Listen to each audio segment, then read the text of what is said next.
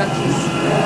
However, when a court gives suspended sentences, it's often given on condition.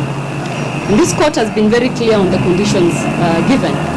That let's suspend it for 3 days on condition that ABCD should be done. And it's been done now over and over and over and over again.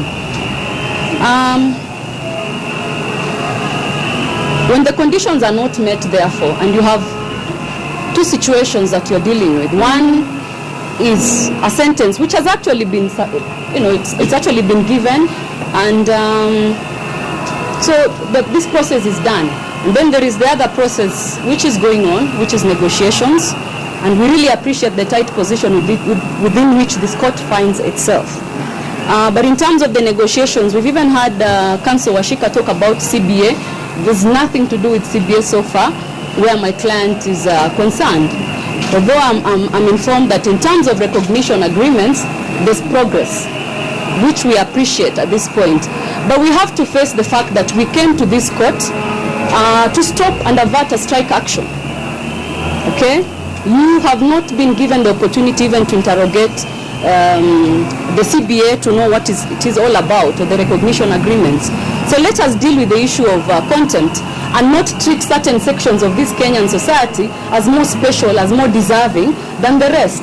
If my neighbor steals my ducks from my compound, I'm sure we will proceed with the process.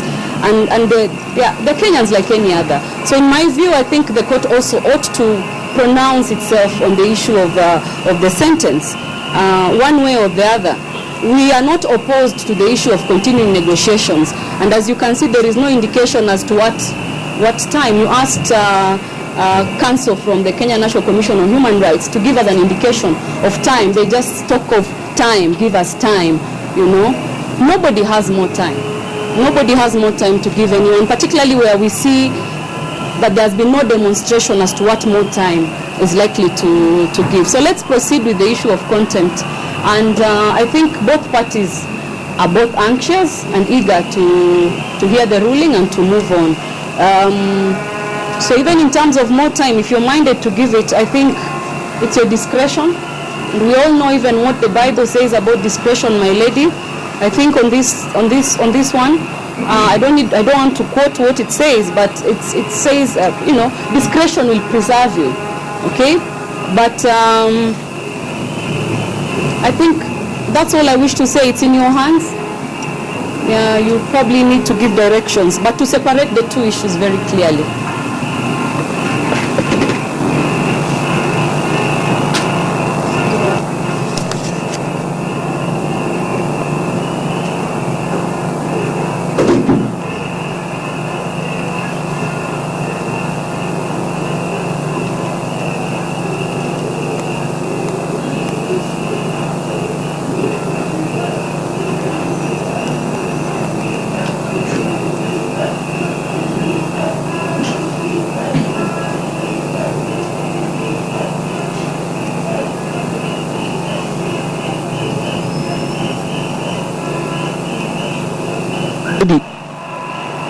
Maybe you could respond to what has been said. I'm already writing a ruling. A ruling? Yeah, after hearing both of you. I thought would be some... On my way forward. Some statements have been made that we have not been... Okay. Yes. My lord, my lady, we have indicated very clearly that our return to work formula that has great details on how to purge the contempt is already underway. And we have actually asked for 7 days. We have not just given general statements. We have asked for definite time. Your Ladyship, it is not in the interest of this court or any party in this court to take an action that is likely to jeopardize the negotiations that have been said to have taken great strides. A lot of progress has been made, and therefore putting a doctor behind bars, my lady, is likely to aggravate the negotiations mediation that has really advanced. Putting a doctor behind bars, my lady, is the doctor will be suffering personal pain without addressing the issues that is likely to find a long-lasting solution to this problem. We put them behind bars, negotiation collapse. What does that help us, the general populace there, continue to suffer the violation of the right to medication, which is a continuous violation? So that we are pleading and we are saying a lot of progress has been made, and this court. These are the documents. Yes, we have. What we talk. This is where we sign. Yes, we have been chairing this mediation together with Court Secretary General, who is not here.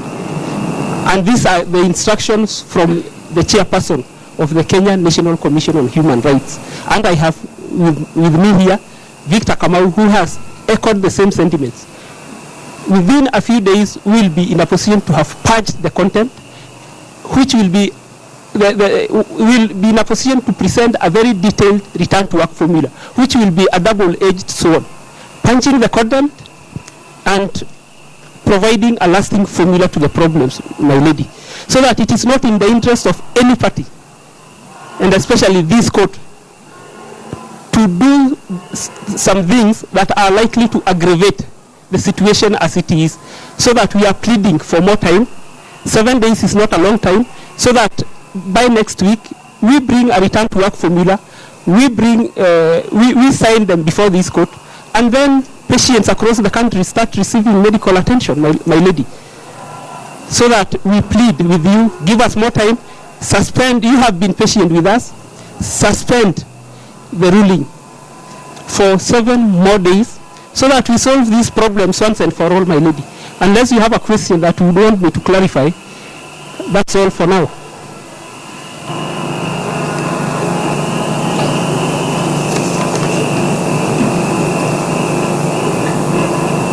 Would like to say something.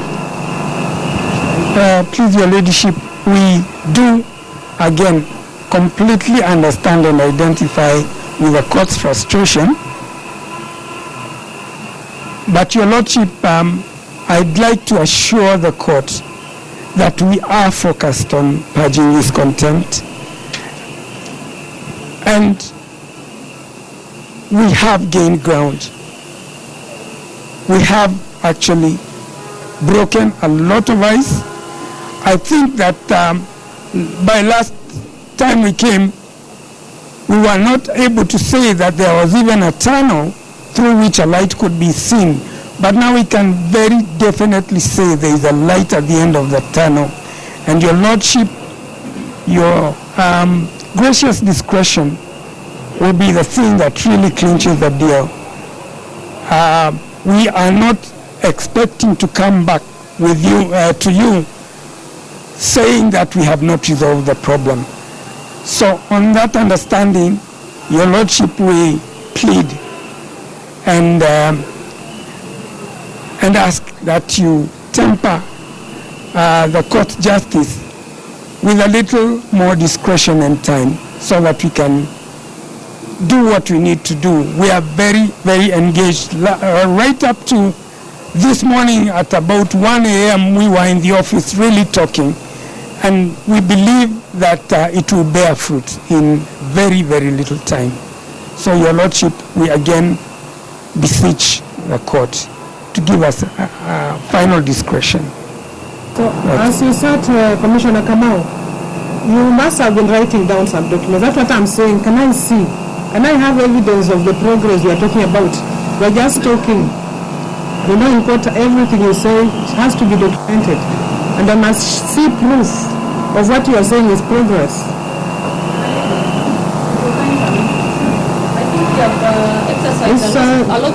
Lumalas, you don't have a right of audience now. I'm just... They spoke. I want them to conclude so that I make my direction. Just a point of order, my lady. Because if you allow me, just a point of order. Even as we indulge Mr. Kamau I think we are before an honorable court. They were here a week ago saying they are filing some documents before this court. We haven't been served. We do not know what interest they are serving as interested parties. We do not even know them properly. So I don't even understand how the process is going, and yet we are indulging them because we all want this issue to be resolved. But who are they? Where is the report of the 1 week? My lady, I do not, I leave it there. My lady, with your kind permission. My lady, with your kind permission, in terms of actual deliverables that have been met so far, my lady, indeed, the process of mediation required us to sign confidentiality and non-disclosure agreements. Yes, my lady, I'm just explaining the process. My lady, all these documents were held by the National Human Rights Commission. My lady, we indeed, as I've confirmed, we have indeed forwarded recognition agreements through the COG to all these county governments, my lady, and they are aware of that. Even the employer, the Ministry of Health, in those meetings, as late as yesterday night, as indicated by council, at 1 a.m., my lady, we were still polishing up on those collective bargaining agreements, my lady. And we indeed, personally, I appended my signature to that draft that was prepared. But all these documents will be able to be produced in court, even as soon as tomorrow, my lady, if possible. But we are saying that they are deliverables. It's just that the court must see them. That is the only way this court will be convinced that there is progress being made, but you can't keep talking air for me. For example, what we're saying is that personally, my clients may not have these documents with them. If I had them, I would have produced. But these are documents in the possession of the Human Rights Commission. My lady, this what is before you is the recognition agreement that has been forwarded to all these counties. So in terms of deliverables, my lady, we indeed are working tirelessly around the clock to produce them. I just cannot produce them now, but if you give us time, we'll be able to produce them. But we have appended signatures on final drafts of documents that are ready to be signed. Okay. Can I have the continuance in the doc?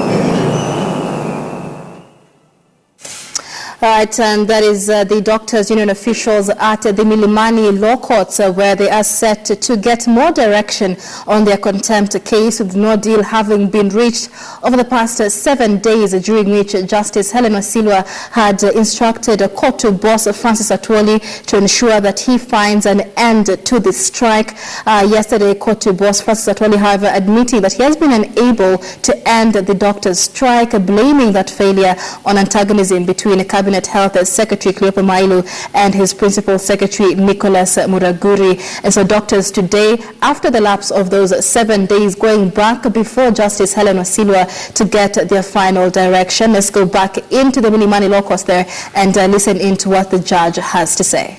January 3, on 12th of January this year, this court sentenced the union officials to 1 month suspended sentence. It is exactly 1 month since I gave that sentence, 1 month, on 12th of January, today being 13th of February, so it's exactly a month ago. I gave that suspended sentence on certain conditions. Those conditions have not been met to date. I agree that I also gave an intervention to be brought in, the mediation process, which is welcome, and we should proceed and continue. However, this content has not been purged to date as we speak. I therefore proceed today. I'll deliver my ruling. The interventions on mediation may proceed from now on. This is my ruling. This is the background to this matter. The matter came before this court on 1st of December 2016. It was placed before my learned brother, Justice Abroga, where the claimant sought the following orders. 1. That the Honorable Court be pleased to certify the application as extremely urgent and that it be heard ex parte at the first instance on priority basis. 2. Pending hearing and determination inter partes of this application, an order be issued restraining the defendants, the respondent by themselves, their members, agents, employees, or proxies from calling, convening, proceeding with, or engaging in a strike or withdrawal of labor as per the notice dated 14th November, or from engaging in any related adverse actions.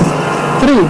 That pending the hearing and determination inter partes of the main suit herein, an order be issued restraining the defendants, the respondent by themselves, their members, agents, employees, or proxies from calling or engaging in any assemblies, gatherings, mass rallies, or any related adverse actions in furtherance of the notice by the respondent dated 14th of November 2016. 4.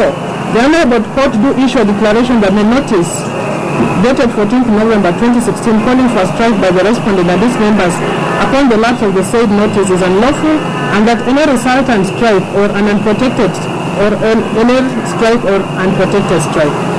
5. That the Honorable Court be pleased to direct that the dispute be subjected to an inclusive process of negotiations to resolve any outstanding issues arising from the collective bargaining agreement dated 27th of June 2013 in such a manner and within such timelines as this court will direct. 6. Pending the hearing and determination of the claim, an order be issued restraining the respondent by themselves, their members, agents, employees, or proxies from calling or engaging in any unlawful assemblies, gatherings, mass rallies, or any unrelated adverse actions. 7. This Honorable Court be pleased to grant other orders as it deems just and expedient. 8. Any further relief that the Honorable Court may deem just to grant. 9. Costs to be provided.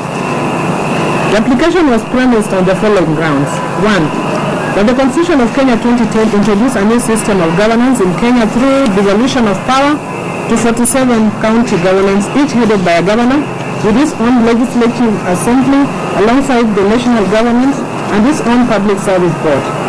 2. That Article 186 and the first schedule of the Constitution sets out the functions of the respective levels of government and places county health services within the mandate of the county governments. 3. That to coordinate the functions of the counties and converge on issues of common interest, the Intergovernmental Relations Act No. 2 of 2012 established a council that brings together the 47 governors and that is known as the Council of Governors, the plaintiff, the applicant hearing. 4. That the defendant, the respondent, represents members who before the coming into force and implementation of the 2010 Constitution were employees of the Public Service Commission. 5. That after the 28th of March 2016, when the county governments officially commenced operations with the swearing in of governors, members of the defendants to applicants ceased being members of the employees of the Public Service Commission and became employees of the county government, reporting to the County Public Service Board of each county government. 6. That on the 14th of November 2016, the defendant, the respondent, issued a 21-day strike notice addressed to the head of public service. 7. That the respondent and further threatened to proceed with the strike and paralyze the public health system and go and to ground emergency services at public health facilities across the country. 8. That the strike notice is within the respect to a collective bargaining agreement entered into on the 27th of June 2013 between the Ministry of Health and the respondent. 9. That the dispute, the Council of Governors and the county governments having been in place by June 27, 2013, they were never involved nor informed of the negotiations towards a collective bargaining agreement eventually executed on 27th of June 2013, and yet the same was with respect to employees of counties. 10. That the dispute express constitutional provision relating to the mandate of the Salaries and Remuneration Commission, the defendant, the respondent together with the Ministry of Health, hastily executed the collective bargaining agreement on 27th of June 2013 with no regard to the Constitution and the mandate of the Salaries and Remuneration Commission. 11. Further, and in addition to the above, the Court of Appeal in Kenya seems that they affirmed the centrality of the SRC in the determination of the remuneration and benefits of all public servants in a decision that is unchallenged to date. 12. The plaintiff, the applicant, wishes to bring to this honorable court's attention the fact that following a stakeholders meeting held on the 27th of November 2016 at Lyco Hotel regarding the collective bargaining agreement dated 27 June 2013, it was agreed among others as follows. 1. That the already signed collective bargaining agreement was incapable of being registered in its current form without reviewing it to ensure inclusivity. 2. That the collective bargaining agreement ought to recognize changes occasioned by the devolved government structure and the necessity of incorporating the county governments as an employee of doctors at the county level. 3. That the respondent engaged the claimant hearing with a view of having recognition agreements between the respondent and the county governments. 4. That the respondent incorporates county governments in the collective bargaining agreements as an employer. 5. That key factors in the collective bargaining agreements be delineated in terms of legal, policy and administrative, and that the various actors address their specific mandates with respect thereto. 6. That the collective bargaining agreements be fully alienated to be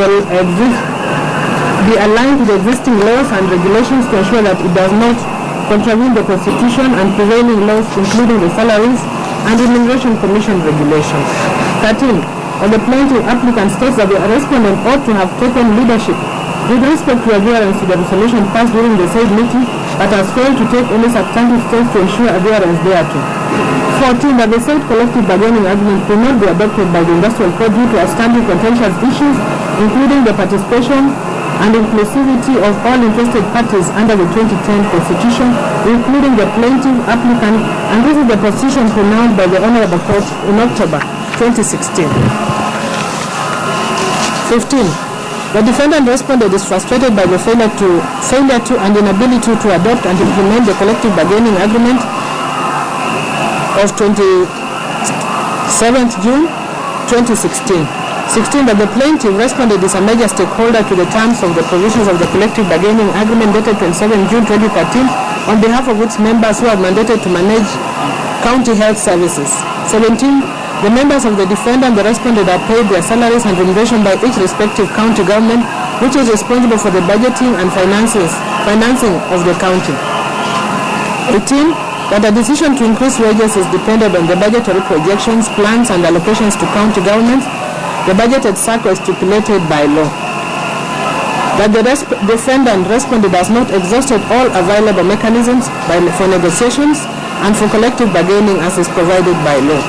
20. That the threatened strike action is illegal and a contravention of the Labor Relations Act, which prohibits strikes or lockouts of employees engaged in an essential service, which essential service is described in Section 81 as one where, if interrupted, will endanger the lives of our people.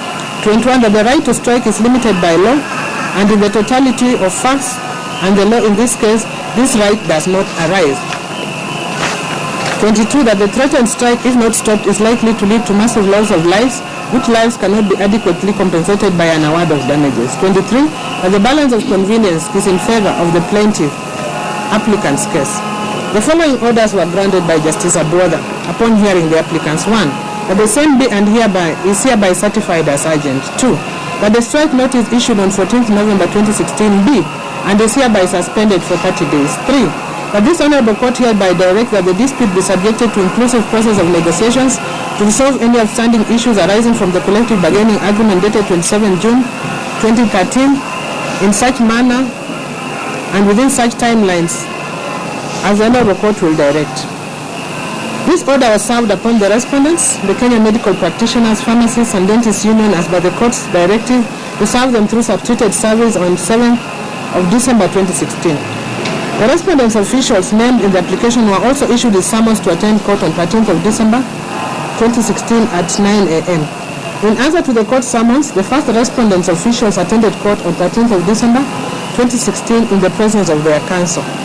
Directions were given in regard to the filing of pleading and consolidation of this cause with cause number 247 of 2016. The import of the court order of 1st of December 2016 was also explained to the respondents and these officials present in court. The court categorically implored the respondent and these officials to cease strike action immediately and give dialogue a chance as directed by the court on 1st of December 2016. This cause was now listed for 19th of December 2016. On 19th of December 2016, when the case came up for mention for further directions, the first respondent officials were absent in court, but their counsel was present. He informed court that the strike action had not ceased as directed, but they had filed a preliminary objection which they wished to argue.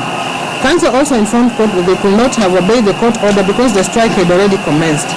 The court found the first respondent and these officials were guilty of contempt of court orders of 1st of December 2016. Warrants of arrest were issued against the contemnants which were to be enforced by the OCS Kilimani police station.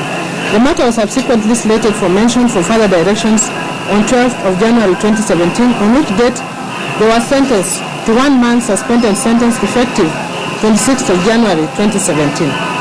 The respondent then proceeded to file another application dated 9th January 2017, wherein they sought the following orders. 1. That the matter be certified urgent and be heard ex parte on the first instance. 2. That execution of the court order of 20th December be stayed pending hearing and determination of the instant application. 3. That there be a stay of the ruling and orders of 20th December 2016, directing the applicants to appear for sentencing for contempt of court orders pending hearing of the respondent's application filed in the Court of Appeal on 28th of December 2016. Further, the Honorable Court directs that the course of the application do abide in the appeal. The application was premised on the following grounds. 1. The applicants intend to appeal against the entire ruling and orders of the Honorable Lady Justice Helen Wasilo, delivered on 20th of December 2016, and have already filed a notice of appeal dated 21st December 2016 according with Rule 71 of the Court of Appeal Rules 2010. 2. That the applicants have already requested for certified copies of the orders and proceedings for purposes of lodging their record of appeal. 3. That the applicants have an arguable appeal with high chances of success, which raises issues of significant importance on the relationship between the applicants and the respondents as relates to the devolved system of government. 4. That the applicants on 16th of December 2016 raised a preliminary objection to the jurisdiction of the Honorable Court in hearing and determining the cause number 2486 of 2016. But the Honorable Court, Lady Justice Helen Wasilo, proceeded to hear the matter without taking the consideration of the preliminary objection and found the applicants in contempt of court order of 1st December 2016. Number 5. If interim stay is not granted, the applicants shall be sentenced, and there is real and pertinent danger that unless this court stays the orders of 20th December 2016, the applicants shall be sentenced and are likely to be committed to civil jail, and arrest warrants are going to be executed and to the extreme detriment of the applicants. 6. If the sentence ensues and the execution of the said order is allowed to proceed and the appeal is eventually heard and allowed, the applicants stand to suffer irreparable damage of having their liberty curtailed up to until this application is heard and determined. 7. If sentencing proceeds, the Honorable Court may issue warrants of arrest, and the applicant union shall be left with no leadership capable of engaging the stakeholders in negotiations which are ongoing. 8. The applicant's intended appeal against the ruling and order of Honorable Lady Justice Helen Wasilo will be rendered negatory if the orders sought hearing are not granted, as the appellants have raised valid points of law and fact in their next memorandum of appeal, and the same has overwhelming chances of success. In the circumstances, that is 9, it is only fair and in the interest of justice that there be a stay of execution of the said orders of Honorable Lady Justice Helen Wasilo pending the hearing and determination of the intended appeal. Otherwise, the object of their next application will be prejudiced, defeated, and the risk sought thereunder rendered negatory. 10. That this application has been made without unreasonable delay. The application was supported by the affidavit of one Dr. Frederick Oluga, who is the Secretary General of the Respondent Union, wherein they state that on the 7th of December 2016, the claimant's advocates duly advertised the orders obtained on the 1st December 2016 in the daily newspapers, wherein the applicants became aware of the orders issued on the 1st of December 2016.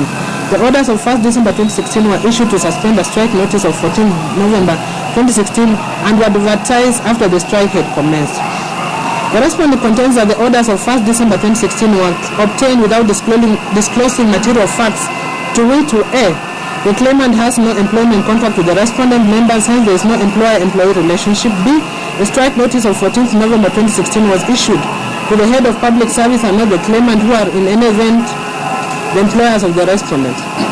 C. The claimant has no nexus with the respondents as relates to the collective bargaining agreement, and the claim file premised on attacking the collective bargaining agreement is misconceived and a non-starter. The applicants on 19th December 2016 came to court wherein they raised a preliminary objection based on the foregoing grounds, but the court declined to hear them and directed the ruling on whether the respondents were in content be delivered on 20th of December 2016. But the respondents were found in content when an order to appear before late Justice Monica Mbaru on 22nd December 2016 for sentencing. Honorable Justice Mbaru, however, they referred the matter back to Honorable Lady Justice Helen Wasilu as the trial court seized of the content proceedings. They contend that the court ought to have delved on the issue of jurisdiction first and foremost before delving into issues of whether a court order has been breached or not. The respondents allege that they have filed an appeal which is, in their view, meritorious and has high chances of success, and unless the orders sought are granted, the respondents state that they stand to be sentenced and will be denied their liberty, and if the intended appeal is allowed, the same shall be rendered negatory. This court declined to entertain the application before court, citing the principle that he who comes to equity must come with clean hands, and could not proceed to hear the pending application. The respondents further filed an application dated 24th of January 2017, which is now before court for determination. In the said application, they seek the following orders. 1. That the matter be certified urgent and be heard ex parte in the first instance. 2. That the Honorable Court be pleased to review its orders of 12th of January 2017, sentencing the 2nd to the 8th respondent applicants to a 1-month suspended sentence effective from 6th January 2017. 3. Pending review of its orders of 12th January 2017, sentencing the 2nd to the 8th respondent applicants to a 1-month suspended sentence effective 26th January 2017. This Honorable Court order that the execution of the 1-month suspended sentence effective 26th January 2017 be suspended for a further period of 2 weeks. 4. Pending review of its orders of 12th January 2017, sentencing the 2nd to the 8th respondent applicants to a 1-month suspended sentence effective 26th January 2017. This Honorable Court order that the 2nd to the 8th respondent applicant be released on favorable bail terms to ensure their attendance in court. 5. This Honorable Court be pleased to order the claimant, respondent, Council of Governors, and the interested party, second respondent, the Cabinet Secretary, Minister of Health, not to frustrate further negotiations on the subject matter and promptly call and attend all negotiation meetings. The court be at liberty to make such further orders as it deems fit and appropriate in the circumstances to meet the ends of justice. The application is premised on the following grounds. 1. That this Honorable Court has powers under Section 32 of the Contempt of Court Act 2016 to review its orders at any time. 2. That the 1st to the 8th respondents have in their best complied with the direction of this court for further engaging with the claimant's respondents, the Council of Governors, and the interested party, the second respondent, the Cabinet Secretary, Minister of Health, towards resolving the issues herein. 3. That the 1st to the 8th respondent applicants require more time to fully comply with the directions of this court of further engaging with the claimant, the Council of Governors, and the interested party, the Cabinet Secretary, Minister of Health, towards resolving the issues herein. 4. That this Honorable Court orders of 12th January 2017 sentence the 1st to the 2nd A respondents to a 1-month suspended sentence effective 26th January 2017, place the 1st to the 8th respondent applicants at an obvious disadvantage during negotiations towards full compliance with the directions of this Honorable Court of further engaging with the claimant, the Council of Governors, and the interested party, the Cabinet Secretary, Minister of Health. 5. The claimant, the first respondent, Council of Governors, and the interested party, the Cabinet Secretary, Minister of Health, have used the advantage of the pending sentence effective 26th January 2017 to untwist and frustrate negotiations between the parties. 6. 1st to 8th respondent applicants verily believe that an extended negotiation period of a further 2 weeks strictly guided will ultimately result in an amicable solution to the current impasse. 7. The real and present impending custodial sentence of the 2nd to the 8th respondent applicants are further cause untold mental anguish and distress, further complicating good faith discussion. A. That it's in the interest of the public and justice that a well-balanced bargaining approach be taken by both parties and directed by this court in order to avoid any possibility of a future dispute by an aggrieved party. The application is supported by the affidavit of the 5th respondent as the Secretary General of the 1st Respondent Union, wherein he reiterates the grounds on the face of the application and calls for the court to allow the application for review as drawn. The application is opposed by the claimant, the first respondent, the interested party, second respondent, and the claimants in cause number 247 of 2016, who have filed their grounds of opposition to the respondent applicant's application of 28 January 2017. The first respondent claims that the application lacks merit, is calculated to delay due process, and is an abuse of the process of this honorable court. 2, that the application does not disclose a prima facie case with any likelihood of success. 3, that the application offends the mandatory criteria set for grant of orders of review. 4, that the balance of convenience militates against the grant of an order for review of the court orders dated 12 January 2017 in favor of the first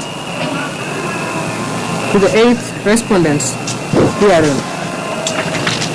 5, that it is in the interest of justice and fairness that the respondent applicant's notice of motion dated 24th January 2017 be dismissed with cause.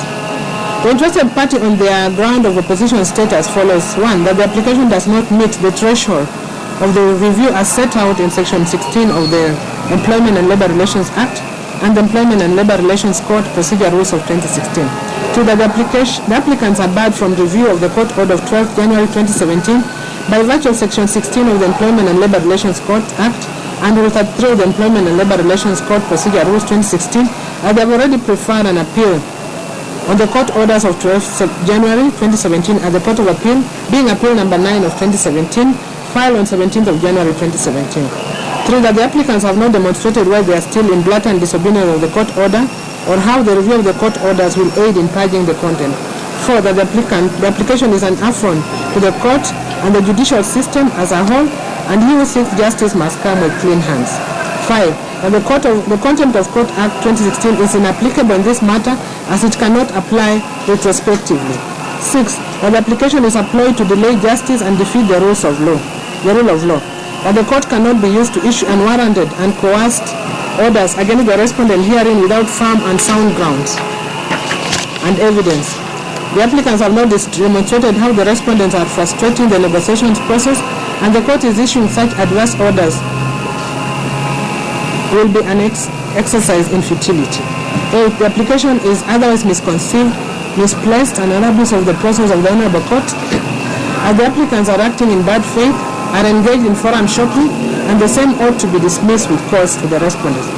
The claimant in cause number 2479 of 2016 in their grounds of position state as follows.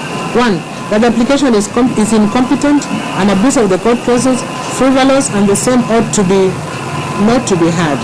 2, that the respondents have not purged the content and therefore they have no audience before the court.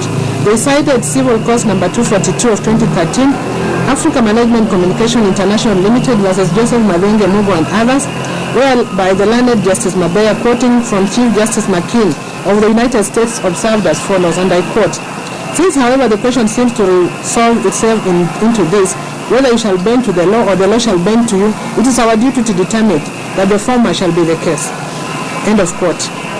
3, that the application does not raise or introduce any reason as to why the court should exercise its discretion and review the orders of committed to civil jail, and they cited Johnson versus Grant, 1923, Supreme Court 289 of 2019, where Clyde Lord Justice noted as follows, and I quote, "The phrase contempt of court does not in the least describe the true nature of the class of offences which we are here concerned. The offence consists of interference with the administration of law in impeding and perverting the course of justice. It is not the dignity of the court which is offended, a petty and misleading view of the issues involved. It is the fundamental supremacy of the law which is challenged. 4, that is the duty of every citizen to obey the court order, whether a party feels that the order is irregular or not, and the applicants are bound to obey the order they challenge to latter. These are the submissions that were filed before me. The respondents in submission said that they have taken steps to try and call off the strike and have annexed in their supporting affidavit minutes of the meeting between the ministry and the union, whose agenda was to try and comply with the orders of Justice Aboda on 1st of December 2013. They further said that this was in line with the court's orders to suspend sentence to allow parties to negotiate. They further submit that in negotiations both parties must be involved. It cannot be a one-sided issue. It is their submission that during the suspended sentence, The claimant and the interested party were unwilling to engage in negotiations despite several meetings being set up for the purpose. The respondent called for an AGM with a view of getting the mandate to call off the strike as required by the Constitution, and the vote taken was against calling off the strike. The National Executive Council of the respondent union met, and still there was no agreement as to the calling of the strike.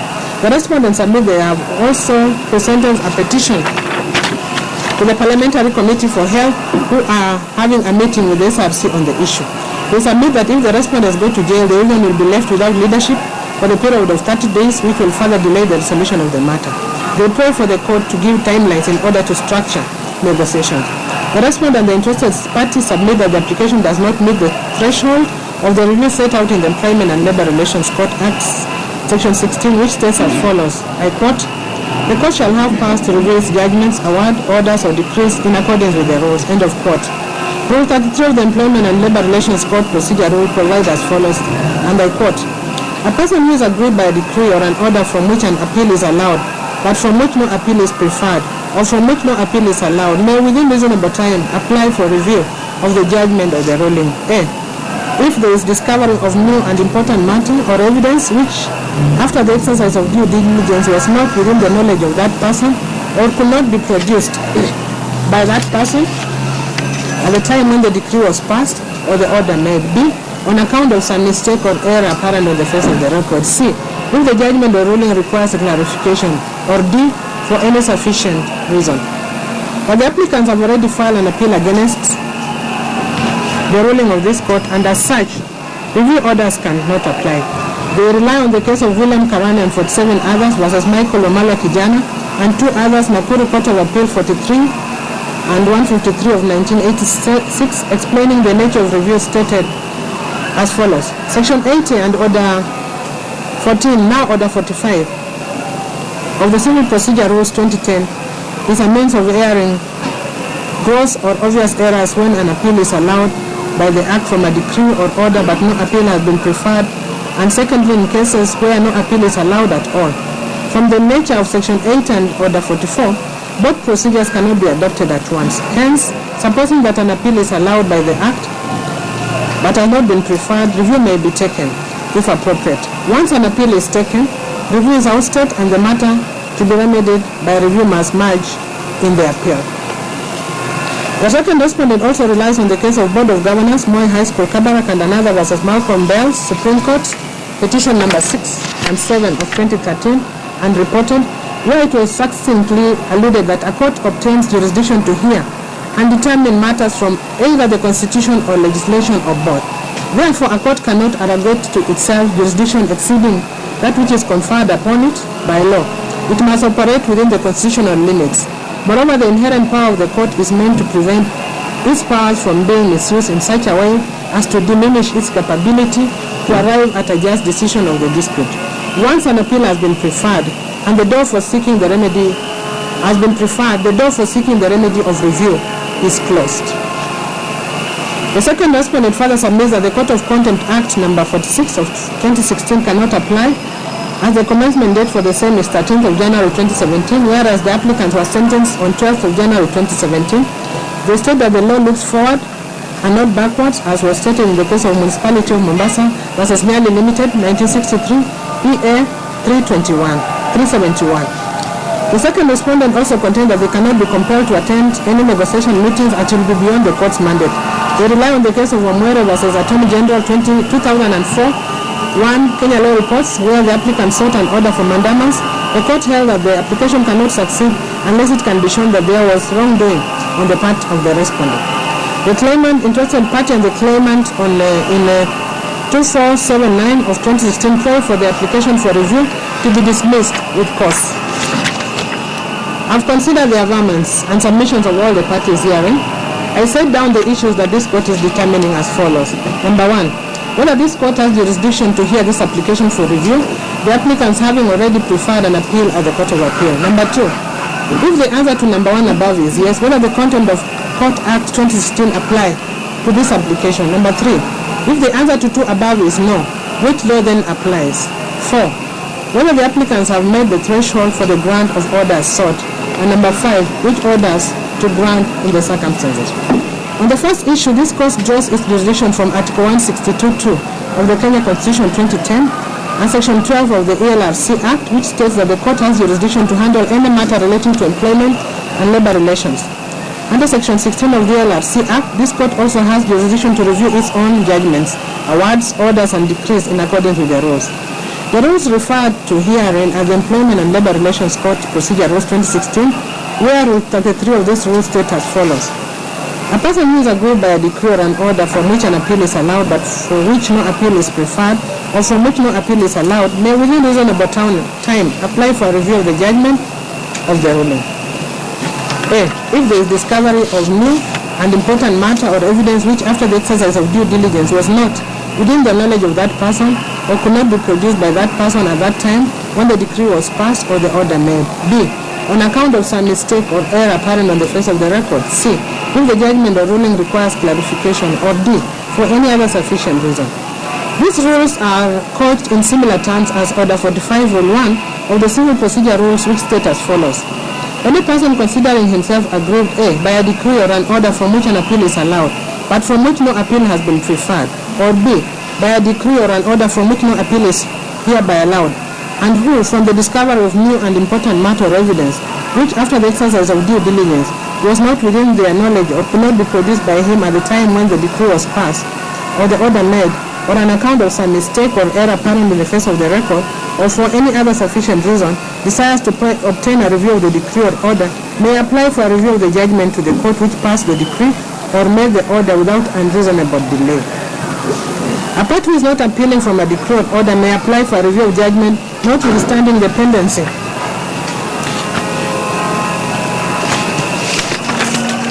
of appeal by some other party, except where the grounds of such appeal is common to the applicant and the appellant, and when being the respondent, he can present to the appellate court the case on which he applies for the review. From these rules, it's apparent that an application for review may be preferred if an appeal is not being considered, or where an appeal is not allowed. In the case of the applicants herein, however, this court has already been notified that they have filed an appeal at the Court of Appeal, and at the same time they have filed for review, which in my view is tantamount to foreign shopping. This was the holding in the Court of Appeal case of William Karani and 47 others Supra, where the court found that once an appeal has been taken, the review cannot proceed, and the issue ought to be remedied by the review must be merged in the appeal. On the second issue, the court has already determined that it has inherent powers to review its own judgment and orders as provided for under the LRC Act 2016 and even the Civil Procedure Act. This inherent power of review was tested and applied in the case of High Court Civil Case number 45 of 2008 Machakos, where the Honorable Justice Atari Waweru considered an application for review in a contempt matter and dismissed it, as there were no valid reason to warrant the review. This same power of review is not ousted by the new Contempt of Court Act 2016. However, the Contempt of Court Act, having come in force on 13th of January 2017, will not apply in this case, as the contemnants were sentenced by this court on 12th of January 2017, and the new act cannot act retrospectively. Under Section 9(2) of Cap 2, Interpretation and General Statutes Act, if it is enacted in the Act or in any other written law that the Act or any provision thereof shall come or be deemed to have come into operation on some other day, the Act, or as the case may be, that provision shall come and be deemed to have come into operation accordingly.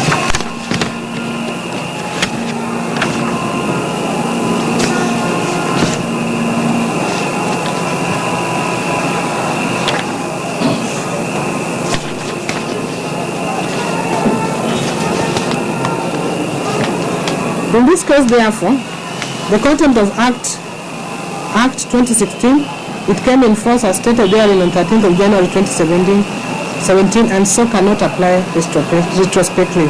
This also answers my issue number 3 above.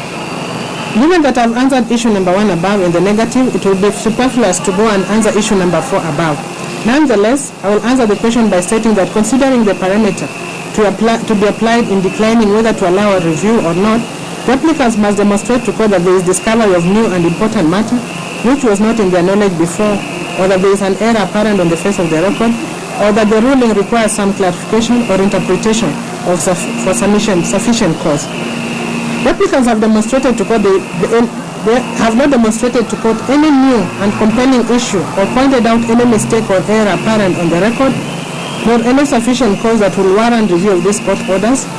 Indeed, they have submitted that they are engaging in negotiations ordered by court on 1st December 2016, but they have not explained why they chose to obey part of the order and fail as officials of Kenya Medical Practitioner and Dentist Union to call off the strike as ordered by the same court.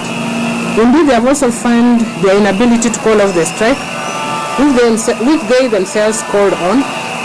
It is this court's finding that there is no sufficient reason why the court should review its order, and therefore this court declines to review its orders sentencing the applicants to 1 month jail term, and the orders of this court will now crystallize. Those are the orders of this court.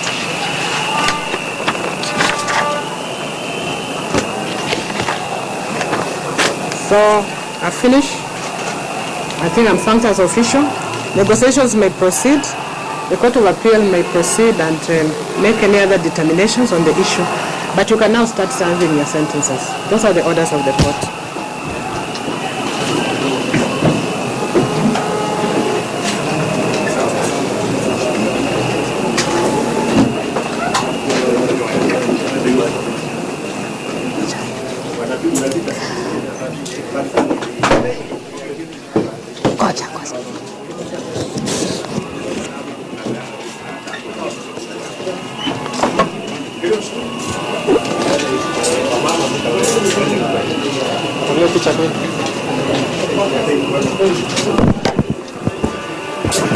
Doctors Union officials there at the Milimani Law Court, they're getting their direction from Industrial Court Judge Helen Wasilwa, a very long ruling there by the judge. And as it stands, remember, there was a 1 month jail term that was hanging on the heads of the 7 officials of the Doctors Union. Judge Helen Wasilwa, they're saying that the doctors have not shown any new cause or any new reason why she should review her decision. And so she says the doctors officials can now start serving their 1 month jail term. And remember, this is what the Doctors Union officials have been trying to put off for the past 3 weeks or so. And we've seen the judge there telling them that they will be serving their 1 month jail term. And as we speak, outside the Milimani Law Court, we have supporters, doctors there, coming out in support of the 7 officials of the Doctors Union. And they have placards written, it is actually the Ministry of Health that is on strike, also calling it the Ministry of Cancer. And like I mentioned, Judge Helen Wasilwa there saying that the CBA that the doctors want now ought to include the changes that have been occasioned by devolution as well as other institutions that have come in place since that CBA was signed in 2013. And so as it stands, doctors have been jailed. 7 officials of the Doctors Union will be heading to serve their 1 month jail term. Remember, the officials themselves had made it clear that they are willing to go to court should there not be a decision reached after the lapse of the 7 days that were given by the judge. So we will be waiting to see how that plays out. That is news just in. Judge Helen Wasilwa has sentenced doctors to 1 month in jail for contempt of court.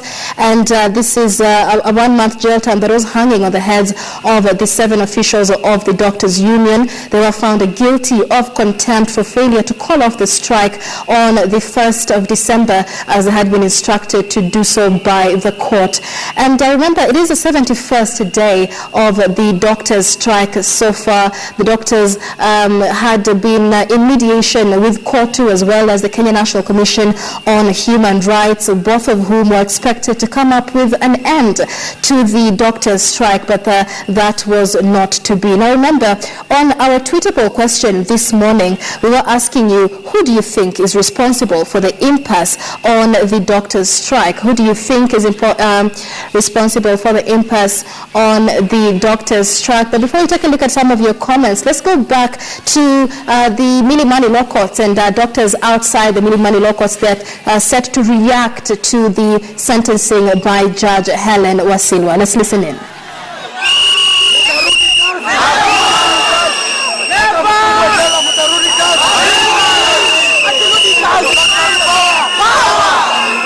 Where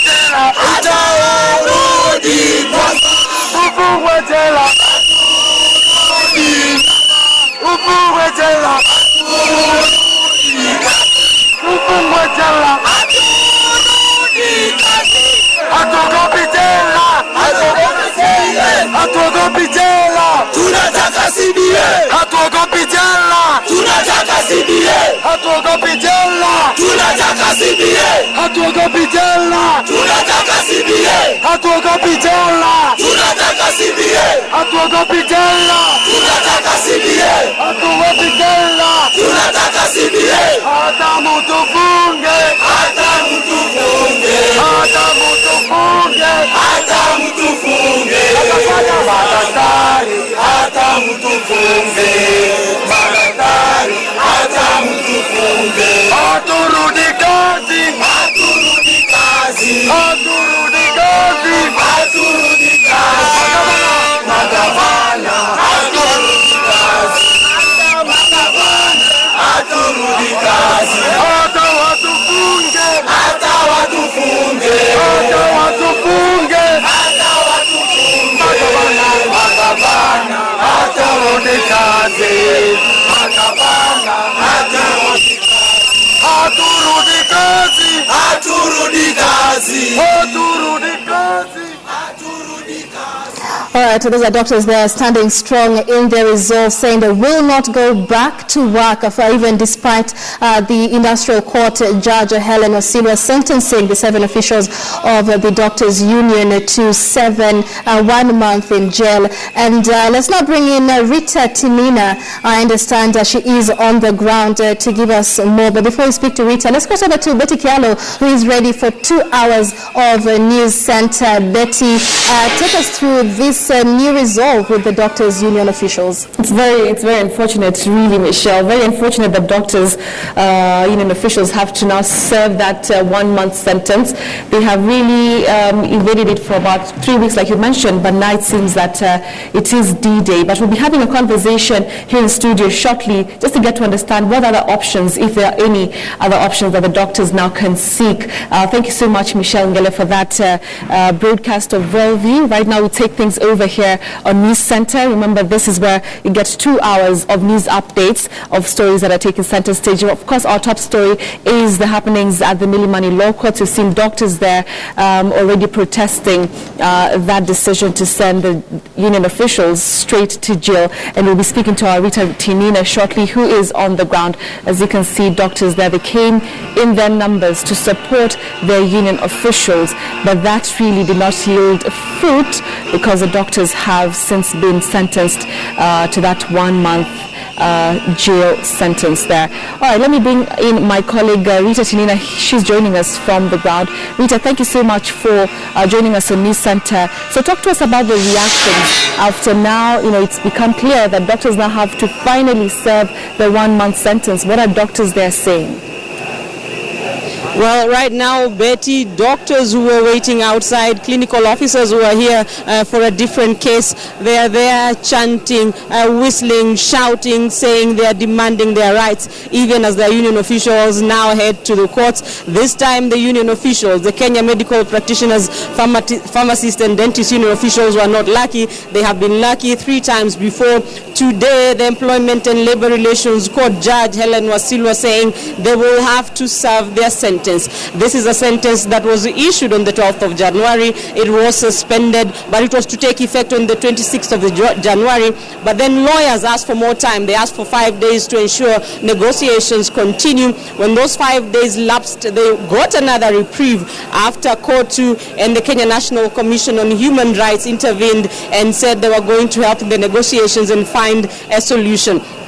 That solution has not been found, and so today the judge, Helen Wasilwa, saying the doctors, the union officials will have to serve their 1 month sentence. These officials, the Secretary General, Dr. Uma Oluga, the Chair, Samuel Oroko, the Vice Chair, the Deputy Secretary General, the Treasurer, the First Assistant Treasurer, and the Second Assistant Treasurer will now head to jail. Betty, this is an action that might further derail the negotiation process. These are the officials officials who are mandated to conduct any negotiations to speak on behalf of the union before the union can then give mandate to other officials, to other people who will perhaps be elected to sit on the table with the government, with the Council of Governors, with the Salaries and Remuneration Commission, with the Public Service Commission, with COTU, with the Kenya National Commission on Human Rights. It may take some time. How long, we do not know, but for now, the doctors are going to be behind bars. This, they had indicated,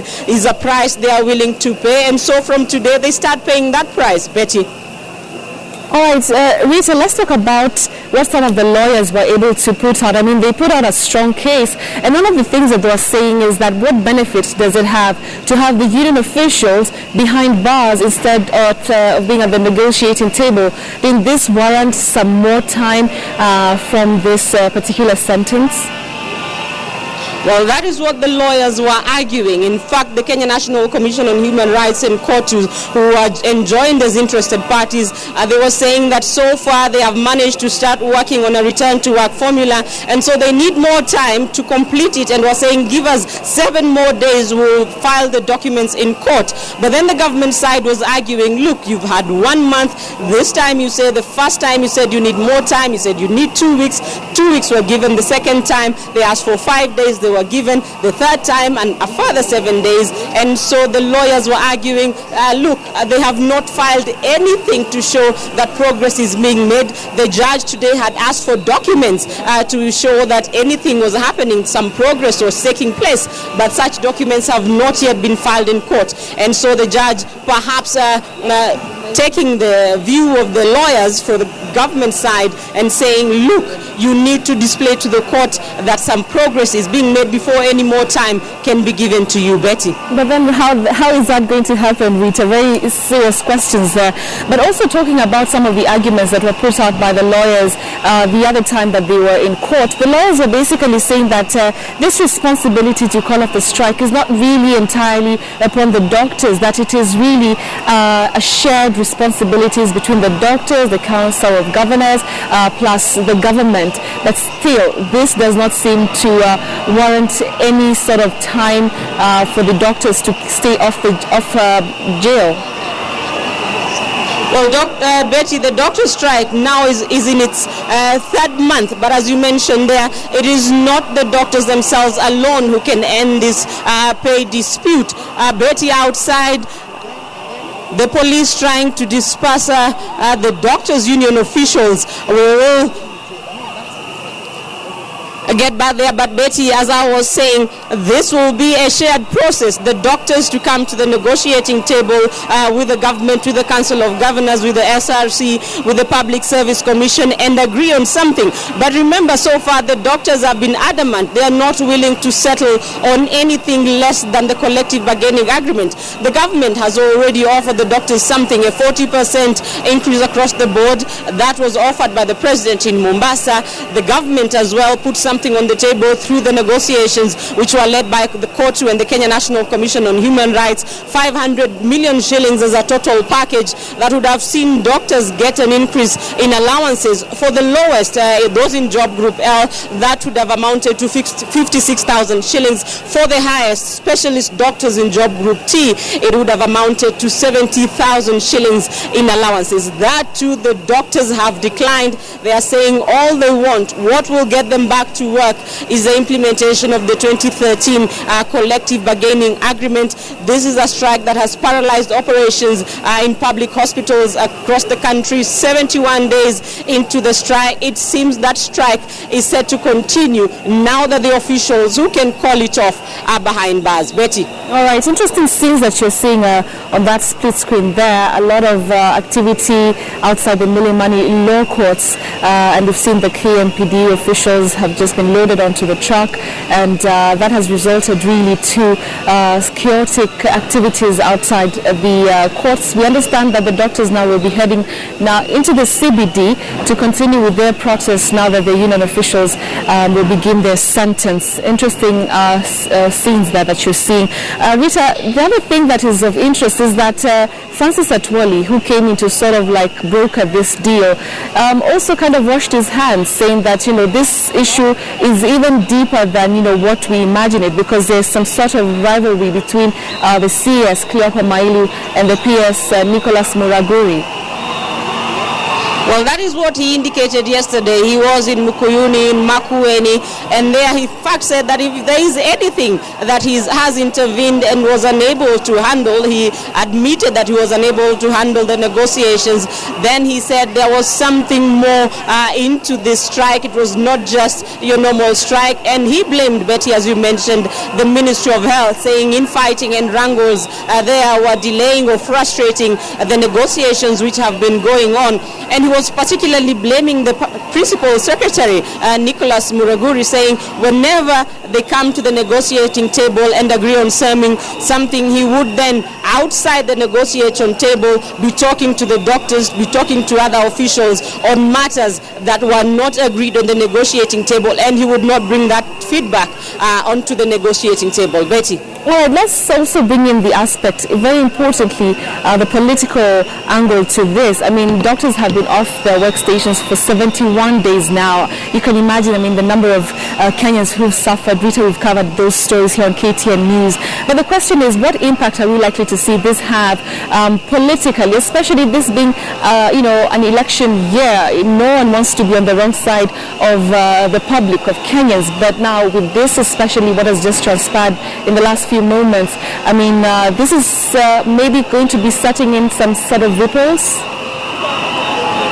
Well, Betty, politics aside, those who are feeling the pinch the most are those who have been depending on the public service sector for services. Many of the people, many patients across the country cannot afford to get services from private hospitals. And yesterday, Atwoli, aside from blaming wrangles in the Ministry of Health, he was blaming senior doctors. He says some of these senior doctors or private clinics on hospitals, and he says they have been advising union officials, talking to union officials, advising them, and he says that advice is not good. And he says the senior doctors who are advising the union officials are keen on ensuring that the strike does not end, since the private clinics are the ones benefiting as long as the public hospitals remain on strike. So those feeling the pinch, the public hospitals, those who depend on services from the public hospitals, feeling the pinch. Thousands of Kenyans, several deaths have been reported across the country since this strike started. Many of the scenes we have seen from the hospitals, patients hoping to get some services from lawyers. And right now, I have managed to get a hold of one of the lawyers who was in court this morning. Good morning, Lempa. Good morning, Moving forward, what can we expect? We have been put in a very awkward position because I don't know how mediation will proceed with our clients being behind bars. We wanted the court to probably suspend the sentence for a little more time so that they can mediate when they are all out. But right now, of course, they are bitter. They are in the prison, and I believe they'll dig in and see advocates get instruction from them. If they give instructions as not to give in, an advocate has very little to do. So who goes onto the negotiating table? These are the officials who are mandated to negotiate on behalf of the doctors. Who will you involve in place of the officials? It's them to decide, because you cannot choose their negotiators. But of course there was Kotu, which never turned up. I don't know where Atwoli is. There was Kenya National Commission on Human Rights that is actually the one that is now driving the negotiation or the mediation, because Kotu has bolted out. I think we wait for further instructions from the commission and from those other guys, because there are so many departments. SRC, Salaries and Remuneration Commission, there is the Attorney General, there is the Ministry of Health. There are so many bodies, including the Council of Governors. As the Kenya National Commission on Human Rights, through the past week, they claimed the negotiations started late on Thursday. What progress had you made? What exactly was handled? There were a lot of issues that were surmounted, and actually a recognition agreement was signed between was in the process of being signed between the 47 counties and the doctors. You see, doctors are employees of the county government, and every county government had to be heard. Whatever we are trying to surmount is the argument that in the CBA that doctors are now fighting for, the county government had not been formed, and they were not part of it.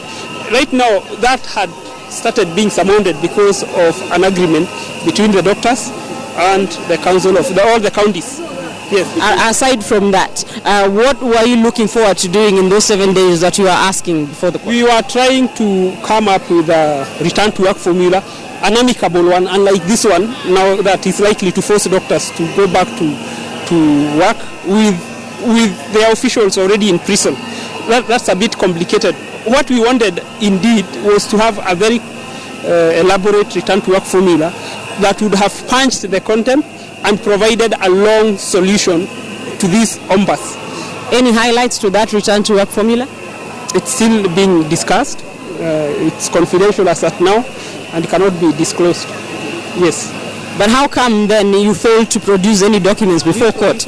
We produced a document. There was the recognition agreement. That's a step. The first step was the recognition, which had signatures of so many officials, including doctors themselves and a number of counties. You realize there are 47, and not all of them would be in a position to sign at the same time. So now with your clients headed behind bars, what is your next exact move? You see, these are not my clients. We are amicus.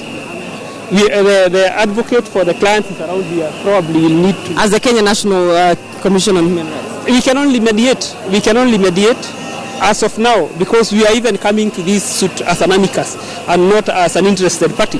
We were not to take any sides, as that's the brief that we were given, not to take any sides, just to appear as the friend of the parties that are in, the parties that are facing off. Yes, we were not to fall on either side.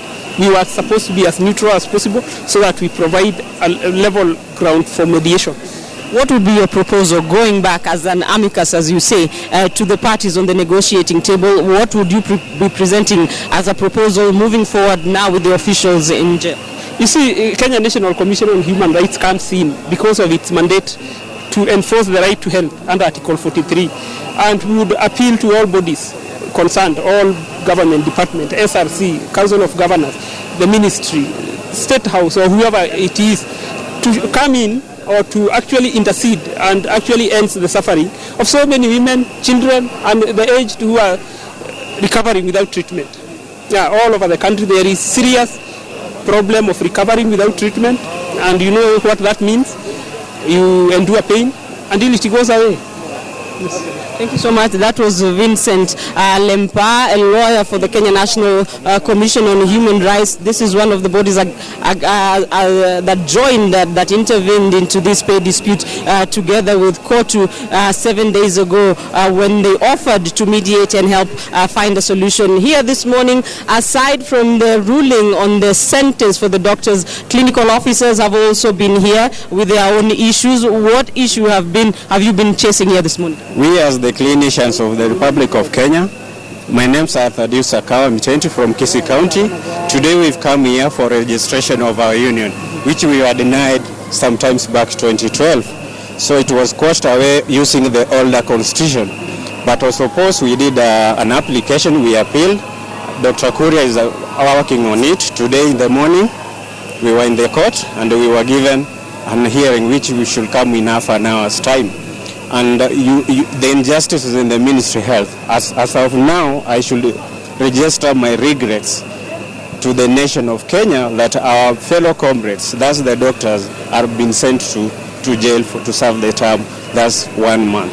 Actually, it is out of order to see our healthcare workers being locked behind the bars. The registration of your union, any bearing to the Kenya Medical Practitioners, Pharmacists and Dentists Union and their demands as well?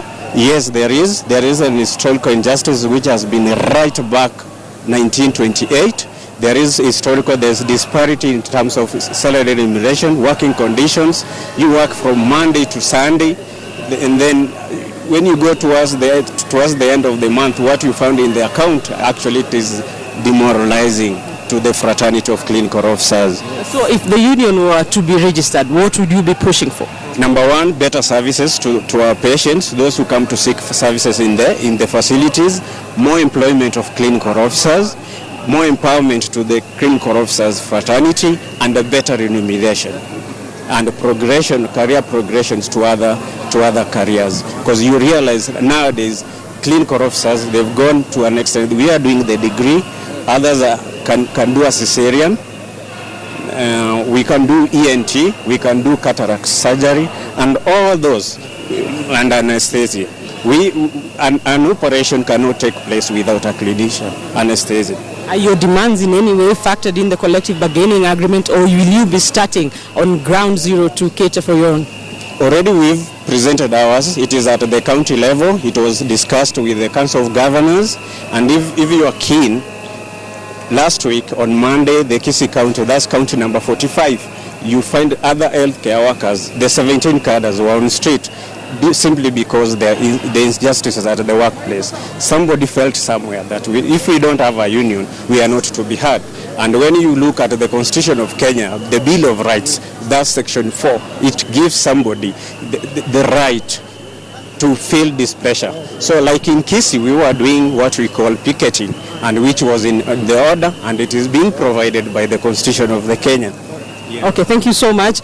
Betty, there today at the court, the Employment and Labor Relations Court, two things were happening. The clinical officers, as you had there, pressing for the registration of their union, and of course the judgment on the sentencing of the doctors' union officials, which we have been reporting on throughout this morning. Right now, the doctors' union officials, 7 of them have been taken away, and as the doctors were gathered outside, the Milimani law courts continue their chanting, whistling, demanding for their rights, saying they will continue pushing on. There was a banner that you mentioned earlier there, Betty, saying they're not the problem, the Ministry of Health is the problem. Betty. All right, finally, Rita, just before I let you go, are we likely to see other unions coming in to sort of like give that support to the doctors' union officials? Well, it would be difficult to say. This doctor strike, the longest in history of the country for doctors to engage in such a long, prolonged industrial action. The clinical officers perhaps will be headed the same way. If the union is registered, they say they will also be pressing for better welfare, improved services even for their patients. So for now it will be difficult to say. The doctors have broken the strikes record in the country. It will be interesting to see how the matters proceed from here when they are behind bars, how they will be able to give instructions to their members, to their legal representatives, who then will be taking their place on the negotiating table. That will be able to see in the coming few days. Betty. All right, thank you very much, Rita Sinina. They're reporting from the Milimani law courts. In the last few moments, the doctors have begun their sentence after Justice Helen Wasilwa said that there's really no proof that negotiations are currently ongoing, and the lawyers could not really prove that negotiations are ongoing, and therefore she says that the only option was for the doctors to serve their contempt of court sentence. It's going to be for 1 month, and we'll be getting to hear what reactions will come about that. We'll be speaking shortly to Dr. Boniface Shitai, who is the former Secretary General of the Kenya Medical Practitioners and Dentists Union, to just get an overview of what he thinks as a former head of that union. For now, though, I want us to have a conversation here in studio. Joining me right now is Jesse Odwar. He is a lawyer, and he has been keeping up with this story since it broke here on KTN News. Thank you so much for joining us. So, Justice Helen Wasilwa has been patient. Yeah. Was this the last straw? Was this, the only way she could go about this today? Yeah, she had other options, not the only way. But then you realize the moment she actually found the officials in contempt of court, her hands were tied. The only option she had was to review her judgment. And then, as she clearly puts it, that before you review a judgment, new facts must have emerged, or there wasn't an error on the apparent face of record of what was before her. But then when she was delivering her ruling, she says that there's no new material that has been availed before her, and therefore she has to strike the hammer down. She has been lenient to a very large extent to the union officials, suspending a suspended sentence for over 3 times, until now. So it boiled down to the integrity of the court for people to take serious when court issues orders. Like we discussed earlier before, when a court issues an order, it is not an opinion. You don't have to take it your way. Whether you like it or not, you have to abide by it. All right. Yeah. Can you fault the lawyers representing the union officials, because like the judge mentioned, there's really no new documents that they brought to the court to show that there's some sort of negotiations that are currently taking place? I won't want to really talk about my colleagues in the mere fact that I don't really know exactly what is the inner intrigues of the negotiation. But then what I know for sure is that the moment this contempt ruling was given, it gave the government an upper hand and leverage the negotiation. And we said actually that the government is not going to negotiate because they know the people they're going to negotiate with have a noose hanging over their heads. So I can bet that the government frustrated the negotiation so that they can achieve this. Yeah. So with the lawyers not filing documents, negotiation, I don't think you can file something that doesn't exist. Right. Negotiation didn't happen. Yeah. Okay. Let's get to hear the opinion or comment from the former Secretary General of KMPD, Dr. Boniface Chitai. Thank you so much for joining us by way of phone. So I'd like to hear your reaction to this, doctors finally going behind bars. What is your assessment of it?